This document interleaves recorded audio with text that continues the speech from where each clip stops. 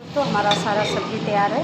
अब हम इसमें थोड़ा सा ये काली मिर्च ऐड करेंगे। हमने उस टाइम काली मिर्च ऐड नहीं किया था, और काली मिर्च, और बस इसमें हम इसी टाइम थोड़ा सा केचप ऐड कर देंगे।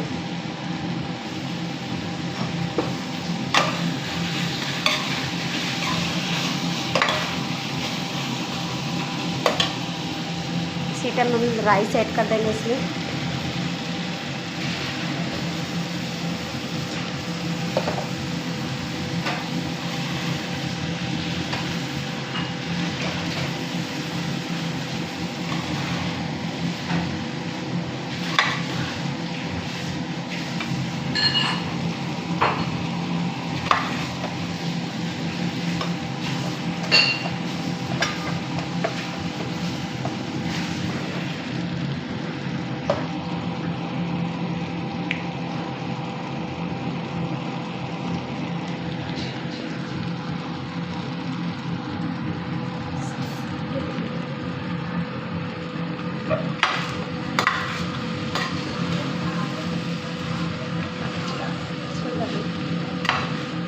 बस 2 से 5 मिनट इसको रख के बंद कर देंगे। दिखाती हूँ आपको, बाकी बंद कर देंगे।